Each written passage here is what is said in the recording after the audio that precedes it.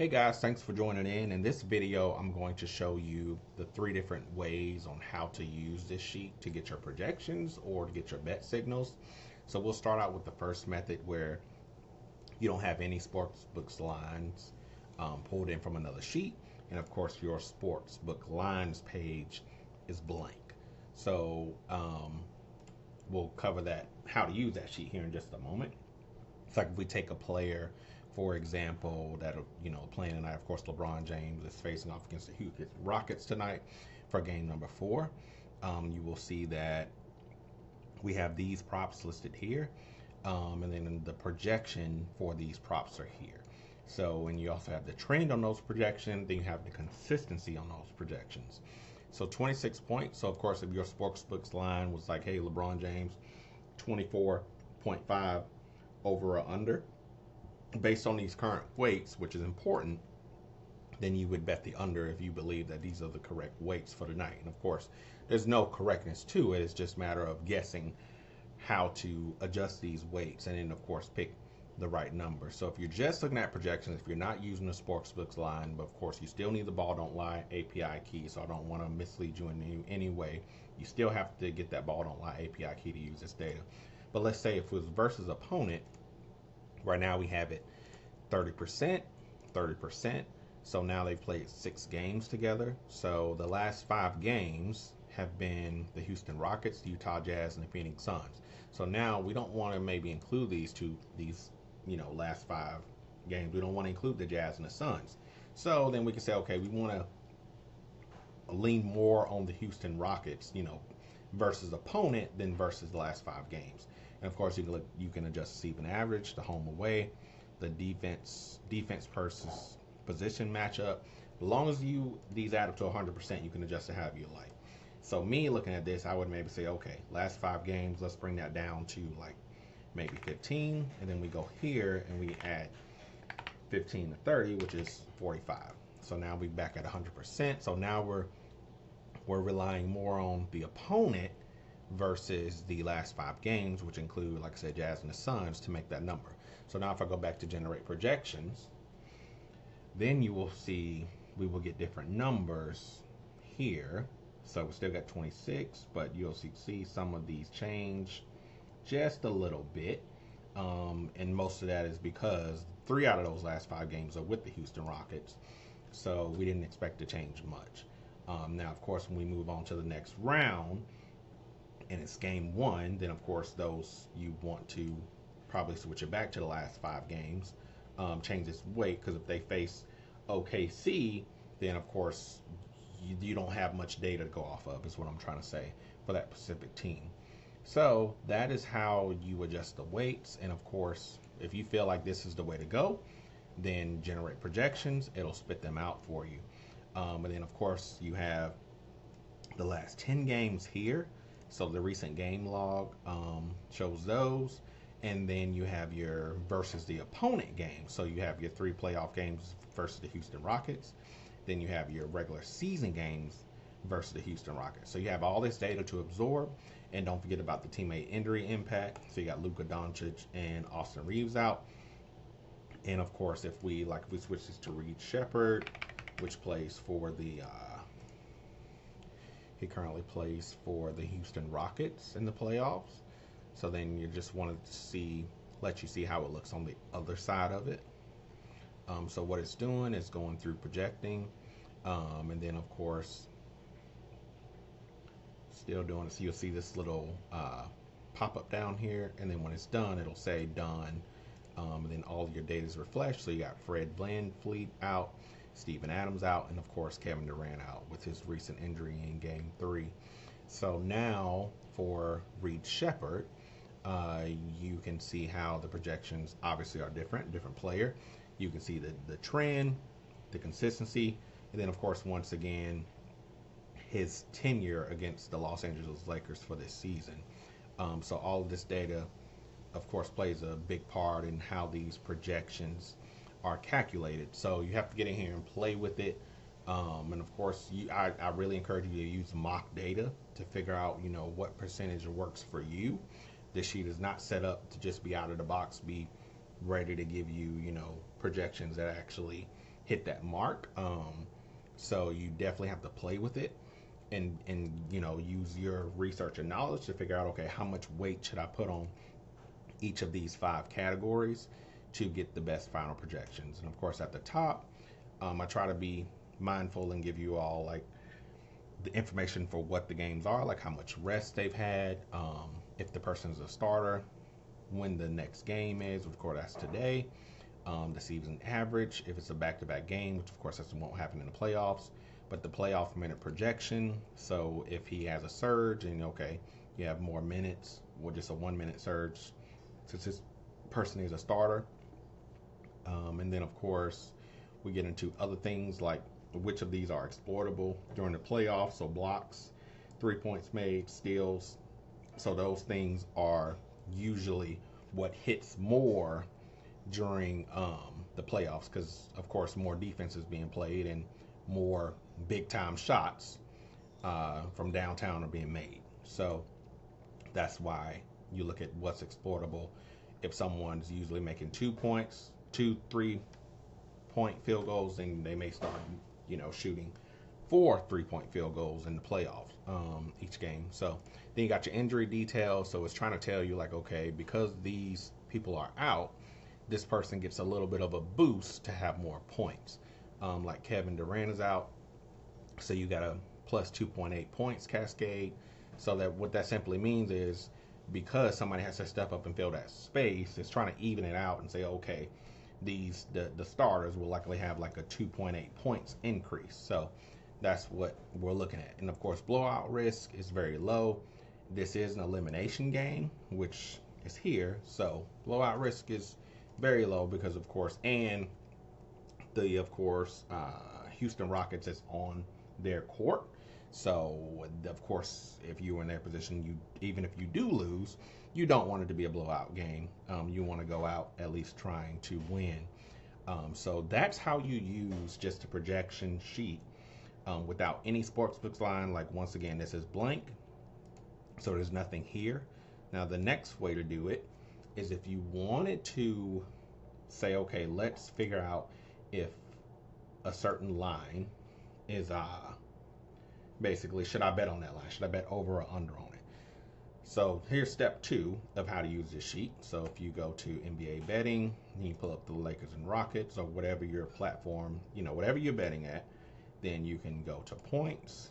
And if we find Reed Shepherd, there he is. So 17.5 points. So now if we go back to our sheet and we go to Sportsbooks line, we start typing in Reed Shepherd. These are automatically fills. The prop is the points. The line was 17.5. And of course, odds is just for, just data you need, but you do not have to put it in there. But I will just to give you an example, but it won't be calculated into anything. But now if we go to playoff projections and we click generate projections, that one line we put in is now pulled in and it's actually analyzed to give you a bet signal, edge, and confidence, and including a hit rate. So now we put that one line in, now it's going to analyze that and tell you, okay, this person has hit the under, whatever the signal is, that's what the hit rate is defying. So that person has hit the under on this 4 out of 5 last game, 8 out of 10 of last 10 games. So that means that this under is very strong, that this person will do under 17, basically under 18 points. So in the confidence is 77%. So if you want to look at that and start backing it up and say, okay, does this make sense? You can go down and start looking at the last 3 games. Okay, so in this game he had 0 points, he had 17 here, he had 17 in this game, and then of course games before that 19 and 12, even before that. So one game he had 27 points, but if you average all of these out, just these, they're not going to be over 18. And then of course if you average just the last 5 with that 0, they're definitely not going to be over 18. And then of course if you look at the games against the Los Angeles Lakers, He has never had a game where his points have been over 18. So that could be like, okay, this could be a good under for you. And of course, the edge is negative 10.9. Not a good edge, like moving away from zero for the under, but I mean, the confidence is pretty high. So, but let's just look at another one. Like if we find Reed Shepherd, let's say they got threes made, so 3.5. So he needs 4 threes. So now if we go and we add this to the sportsbook line and we do Reed Shepherd and we do 3 points made, let's do 3.5. This time I'll leave the odds off just so you see that it doesn't affect anything. Generate projections. Now that top one is going to stay there. And now you see we got a 3-pointers made line.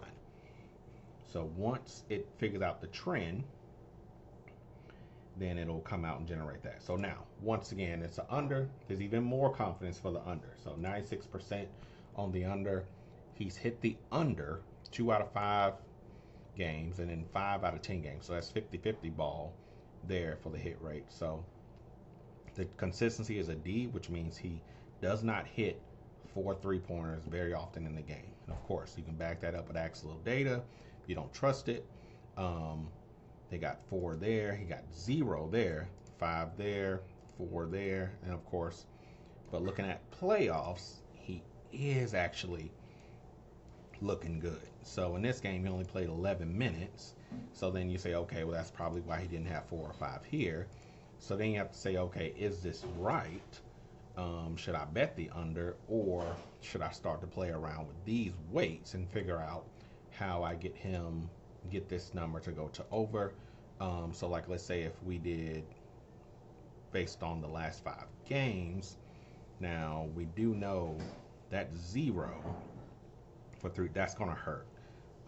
Just doing the average on the last 5 games, that 0 and that 2 are going to hurt a lot. But if we switch these and we put 45%, then we did 15%, and now we do generate projection. Let's see if we can get an over to pop up here. Maybe not, but we'll try it.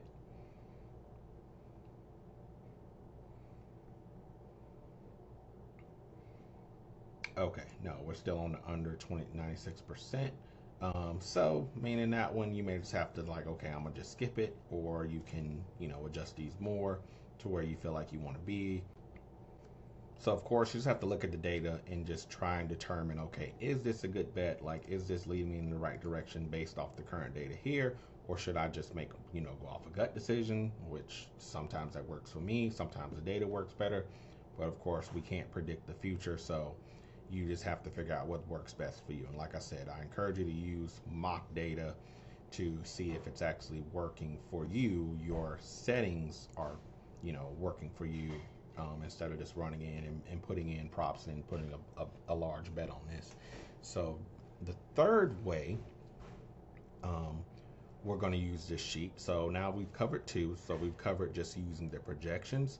Now we've covered putting this in manually, which of course is very time consuming. Then the third way we can do it is by actually extracting every single one of these lines from Hard Rock Bet. Which saves a tremendous amount of time. So the way I do it is if you come to app.hardrockbet.com, then you can come in and do assists, points, the ones that are the props that we are in the sheet. Points, assists, rebounds. Always start at the bottom, work your way up. It just helps because the sheet doesn't shift down. So blocks, steals, points and assists. We have threes made. We're going to open up assist. Okay. And now we just start at points. So once you get the points, put your mouse right here, drag all the way down. Oh, let's open that again. Drag all the way down till you get to the end of the prop list. Come right up behind this last number here. Let it go. Hit Control C or right click and do copy. And now you come back to this sheet. So there's a sheet here called HR lines. Those are Hard Rock lines. So you go here. If you've pasted data in here before, you can just click this to delete it, and then click on cell A1 and then do paste. So now you have your new lines here, and then you want to, before you do this, you want to clear the sports books line sheet, unless you have lines from other Well, let me just show you. If you don't clear it, these will just stay at the top. Um, so if we do add to bet sheet, they get, so there's Reed Shepherd. But the only issue is if you have Reed Shepherd in this sheet with a different amount of points, it's going to find the first one um, first. So by default, once it finds its first match, it's going to pull in 17.5. But if this is somewhere down here, if Reed Shepherd is 18.5, it's not. If this was 18.5, it wouldn't pull in. But because these two are the same, it's fine. But like if this was a higher number, this is the one that would get pulled into the tool. So now that you have all of this pulled in, you can see how easy that was. Now you can go back to the sheet and you can select another player, and all of those lines will now be analyzed. So there it is. So now you see all of these lines are pulled in. Looks like we got error from ball don't lie. That's fine. Just hit generate projections again. And now it will start determining which way to go with this. So right now this is saying over on pretty much all of its props. And this little target here is just showing the exploitable ones. So with, of course, the three-pointers made, he's been hot with the three-pointers lately. So he had 2, 5, 1, 1. So he's been pretty good with the 3 points against the Houston Rockets. And you can see all time with the Houston Rockets. Only has one game we had 0. Then, of course, we want to change the weight on this. We go back to 15% and then go back to 45 here. Or if we change it up a little bit and say, okay, we notice he plays better on away games, or we know the defense versus his position, you know, is not good. If we drop it down to 5%, and then maybe we, you know, bump this up 15, something like that. Now these are minute corrections, so it looks like we're out of something is out of here. So we need up there. It is 100%. We just need to click off of it. Okay, so we do generate projections. All right, it's saying we're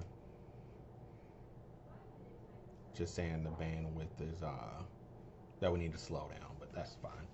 You can just rerun, it won't hurt anything. So now with those changed, now we got these changed a little bit here. Some went up, some went down. So like if we just look at points, of course it's projecting he's going to make 16 points. The consistency is a D because his points were low on these two games. So that's why the consistency is a D. But of course in the playoff games you can see, okay, he's been holding that pattern along with assists. It's been up there. Rebounds, no lower than 2. Steals, he had 5 in one game, 5 in another, 1 there. So blocks, even got, you know, he's got at least 1 block in all 3 playoffs games. So he's been pretty consistent there. And also, what else is a good one? So yeah, blocks would be good on the over for 1 block, yes. Steals, you could definitely make an argument there. Of course, 3-pointers made, you can make an argument there as well. Then the under on rebounds plus assists, they're saying he needs 9, and they're saying we get the under. So if we look at the rebound and assist, that's 14, that's 9, that's 10, that's 12. I don't like this under. So like I said, it won't, every one of these stats won't always be what you want it to, because we're analyzing based off, of course, the last 5 games. So it's saying it's going to be the under because we're leaning heavily versus the opponent. So if we lean or look at the opponent and we do rebounds plus assists, here's why it's giving you the under, right? Because here we got 3, 1, 7. So only then in the playoffs do we get to 10, 9, 14. They're all over that line. So here you would just make an executive decision and say, okay, I'm going to bet the over here because in the playoffs he's obviously getting a lot more use. And of course, he's obviously been consistent in these first 3 games. So just something to look at. But that's how you use the sportsbook line sheet to, you know, pull that all in at once. So that way you can come in here and just kind of run through players, and you can just pick another one, just do the same thing, generate projections. So we'll look at DeAndre Ayton real quick, and you can just see it starts to give you the trends, give you the consistency, and then it pulls in the line. So of course if Hard Rock didn't have a line available for that person, then it just cancels out here. Nothing gets pulled in. But here we got an over for on points. Does that over make sense? Let's see. So points to 619. Because he's had some few games here, but if it was me personally, no, I would not bet the over in this game because the consistency obviously is a D. And if we take a look at another one, bad consistency here as well. Field goals made, he needs 5. So field goals made, we have 1, 3, 8, and of course points is usually going to be in line with field goals made. So just looking at different things like that to help you decide, okay, should I pass on this bet? Should I make a bet, or should I just go with what the sheet says? So, but that's how you use the sheet. Thank you for watching this video, and of course please email me if you bought this template and you have questions, you want custom adjustments to the sheet. Please email me and let me know how I can help you. Thanks for watching.